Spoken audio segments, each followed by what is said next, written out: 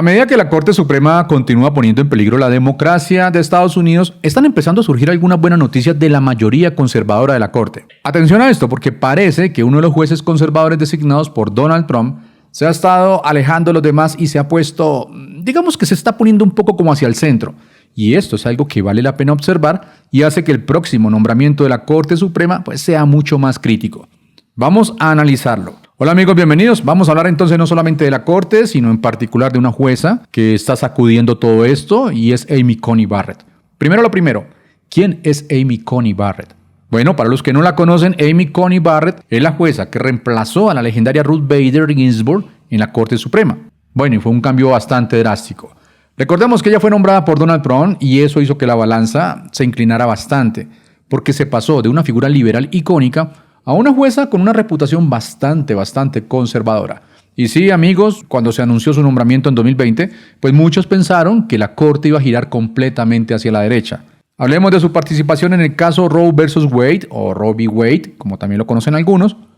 ¿Recuerdan ustedes esa decisión tan polémica sobre el aborto en una votación de 5-4? Bueno, pues Barrett votó con los conservadores para anular Roe v. Wade.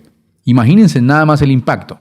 Ahora, recordemos que la jueza testificó en sus audiencias de confirmación para el cargo que Roe v. Wade era una ley establecida, pero luego, cuando ya está ahí sentada en su trono, vota para anularlo. Tremendo giro. Pero ojo, aquí es donde se pone interesante. Recientemente, Amy Coney Barrett ha comenzado a tomar decisiones que la alejan de sus colegas más conservadores. Por ejemplo, en un caso sobre la inmunidad presidencial, Barrett se desmarcó del resto al afirmar que no se puede cegar a los jurados a las circunstancias que rodean la conducta del presidente. ¿Qué tal eso? ¿Será una estrategia o mejor me callo? ¿Ustedes qué opinan? Recordemos que la Corte Suprema discutió si un presidente tiene inmunidad, protección legal, por sus acciones mientras está en el cargo. La mayoría de los jueces conservadores, incluyendo Barrett, acordaron que el presidente tiene inmunidad total para acciones esenciales de su cargo, como por ejemplo contratar y despedir a miembros del gobierno. Por ejemplo, Trump tiene inmunidad por sus conversaciones con Jeffrey Clark sobre temas del Departamento de Justicia. Pero en lo que tiene que ver con la evidencia en juicios penales, Barrett difiere un poco. Ella no está de acuerdo con que se excluya toda la evidencia relacionada con las acciones oficiales del presidente en un juicio penal.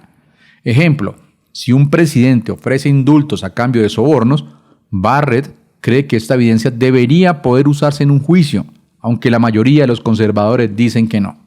¿Y qué me dicen de los actos privados versus los actos oficiales? Bueno, la Corte dice que los presidentes pueden ser procesados por actos privados, acciones no relacionadas con su cargo. Barrett señala que se necesita más evidencia para decidir si las acciones de Donald Trump, en el caso de interferencia electoral, son actos privados o actos oficiales.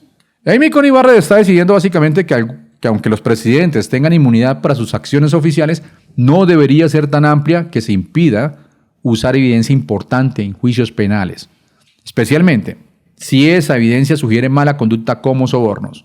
Ella cree que la justicia debe ser capaz de presentar toda la información relevante para que un jurado pueda entender completamente los cargos. Espero que esto haya aclarado un poco la situación. Es un tema complicado, pero es muy importante para la justicia y la democracia. Bueno, y no solamente eso, amigos, también ha tenido roces con otros jueces conservadores, sí, ni más ni menos con Clarence Thomas, el miembro más conservador de la Corte. En un caso de violencia doméstica, Barrett interrumpió a Thomas para leer una orden judicial en contra del acusado, mostrando claramente su desacuerdo con Clarence. Pero pasemos a cómo estas decisiones afectan las elecciones de noviembre del 2024.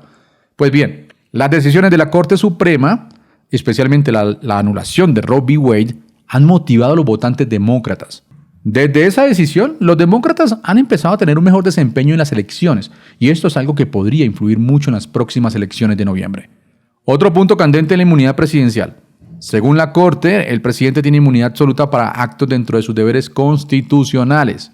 Pero como ya lo dije antes, Barrett no estuvo totalmente de acuerdo con esto, especialmente cuando se trata de conductas como el soborno.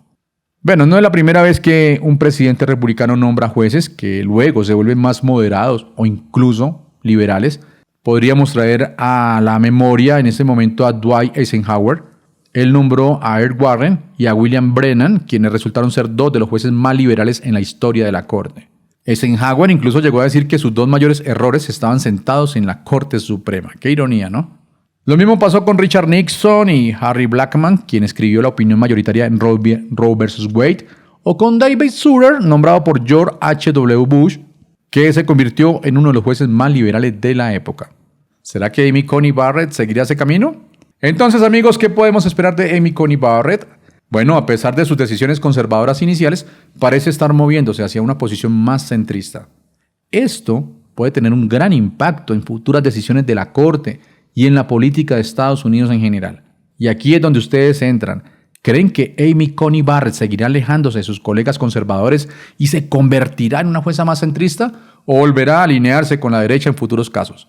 Déjenme sus opiniones en la caja de comentarios, me encantaría saber ustedes qué piensan. Nos vemos en el próximo video. Bye bye.